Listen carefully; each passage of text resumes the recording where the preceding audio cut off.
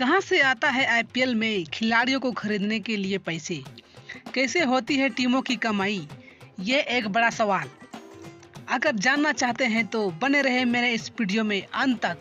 सारा का सारा जानकारी हम आपको प्रोवाइड कराएंगे। तो चलिए शुरू करते हैं। इंडियन प्रीमियर लीग के 16वें सीजन से पहले ऑक्शन का आयोजन कोची में हुआ। कुल 10 टीमें 206.6 करोड़ रुपए के पर्च के साथ इस ऑक्शन में भाग लिया।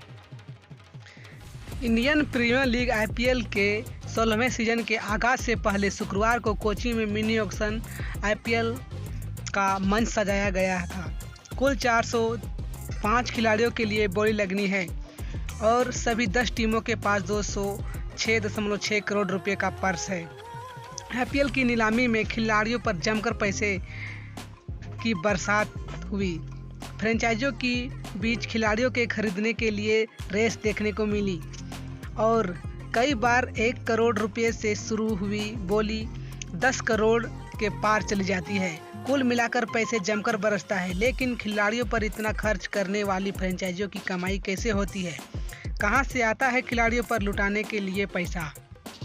तो चलिए आगे चलते हैं, जानते हैं कि कहां से पैसा बरसता है।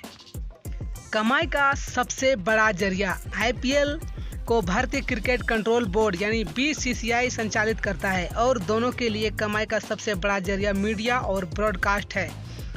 आईपीएल की फ्रेंचाइजी अपने मीडिया राइट्स और ब्रॉडकास्ट के राइट्स को बेचकर सबसे अधिक पैसा कमाती है। फिलहाल ब्रॉडकास्ट का राइट स्टार स्पोर्ट के पास है।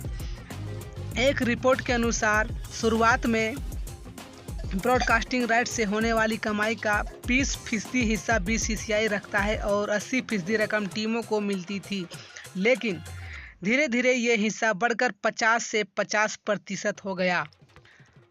फ्रेंचाइजी आईपीएल मीडिया ब्रॉडकास्ट के राइट्स को बेचने के अलावा विज्ञापनों से भी जमकर पैसा कमाती है। खिलाड़ियों की टोपी, जर्सी और हेलमेट पर दिखने वाले कंपनियों के नाम और लोगों के लिए भी कंपनियां फ्रेंचाइजियों को जमकर पैसा देती है। आईपीएल के दौरान फ्रेंचाइजियों के खिलाड़ी कई तरह के एड शूट करते हैं, इससे भी कमाई अच्छी खासी हो जाती है। कुल मिलाकर विज्ञापन से भी आईपीएल टीमों के पास बहुत पैसा आता है। आप लोग तो जान ही गए होंगे कि पैसा कहां से बरसता है। तो इस पैसे को हम 3 रेवेन्यू के हिस्से में बांटा गया है। अब थोड़ा आसान भाषा में समझ लेते हैं कि कैसे टीमें कमाई करती है।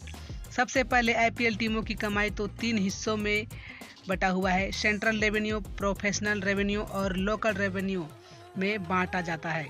सेंट्रल रेवेन्यू में ही मीडिया, ब्रॉडकास्टिंग राइट्स और टाइटल स्पॉन्सरशिप आता है। इससे टीमों की कमाई लगभग 60 से 70% हिस्सा आता है। दूसरा है विज्ञापन और प्रोफेशनल रेवेन्यू।